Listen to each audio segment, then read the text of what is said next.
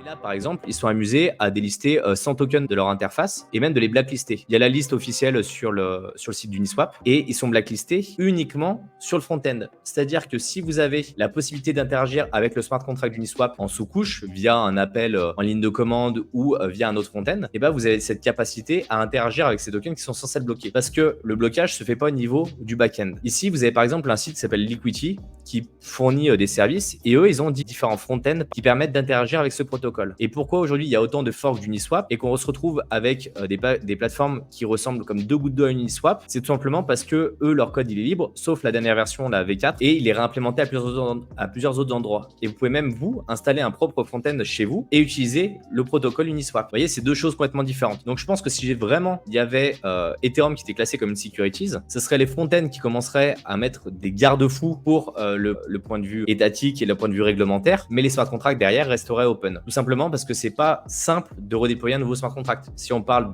d'Uniswap, ils n'ont pas 25 versions, ils en ont 4. Et à chaque fois qu'il y a une version, c'est qu'il y a une grosse mise à jour. On peut pas changer un smart contract qui a déjà été déployé sur la blockchain. On a parlé rapidement des stablecoins et on voit que globalement, parmi tous les stablecoins qui existent, la grosse majorité, c'est sur des stablecoins centralisés, comme l'USDC et puis l'USDT qui représentent aujourd'hui l'écrasante majorité de l'argent qui est insufflé sur les stablecoins. C'est ce qu'on disait avec Théo, c'est que c'est aujourd'hui plus important pour les personnes d'avoir, et on avait fait un sondage sur Twitter, c'est plus important d'avoir un stablecoin qui garde son peg 1 pour 1 qu'un stablecoin qui est décentralisé. D'où le choix en fait du marché. Et je suis un peu d'accord, c'est que si jamais tu as un stablecoin qui est décentralisé, mais qu'un coup il a 80 centimes, un coup il est 1,20 $1 pardon, tu préfères avoir un stablecoin qui reste à $1. C'est bête même s'il est centralisé, mais il y a un moment le marché priorise par rapport à l'éthique. Ouais, puis après tu as le côté aussi taille de portefeuille, tu vois, si tu as un portefeuille à 1000 € et que tu as un stablecoin qui fluctue un peu, au final les fluctuations ne sont pas énormes, mais tu vois, quand tu as des grosses baleines, aujourd'hui on a des gros acteurs qui arrivent, ils investissent des centaines de millions voire plusieurs milliards, avoir un stablecoin qui passe ne serait-ce que de 1 euro, enfin de 1 dollar à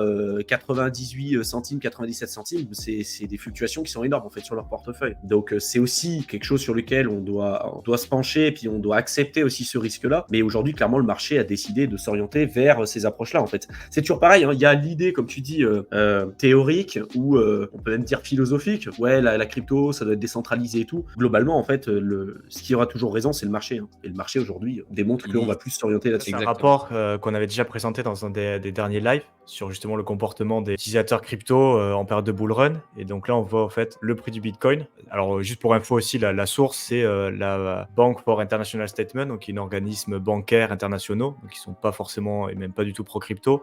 Et c'est un rapport sur le risque et sur le marché des cryptos en général. Voilà, qu'on avait déjà présenté pour vous dire la source. Vous avez le lien dans un des lives où on parle justement de ce rapport un peu plus en détail, mais juste montrer le graphique, le Bitcoin Daily Price, donc le prix du Bitcoin journalier, et au niveau mondial, les utilisateurs actifs journaliers sur des exchanges crypto. Vous voyez encore la corrélation. Au Brésil, en Turquie. Et après, mais au Brésil, c'est fou quand même. Ouais, mais c'est ça en fait. Et là, on a le pourcentage d'utilisateurs qui ont téléchargé une application quand le prix du Bitcoin est passé au-dessus des 20 000 $. Donc quand on était en phase parabolique pour arriver au premier sommet, donc 15 000, on était par là. Là, ça commençait à pumper sévère. On commençait à attaquer la seconde phase euphorique et hyperbolique du bull run. Et on se rend compte, au Brésil, 80% des gens ils sont arrivés quand on a attaqué la phase hyperbolique. Donc ils restaient, ils avaient loupé toute la phase bear market, accumulation. Ils arrivaient là, à ces alentours, quand il restait pas mal de hausse à venir. Mais quand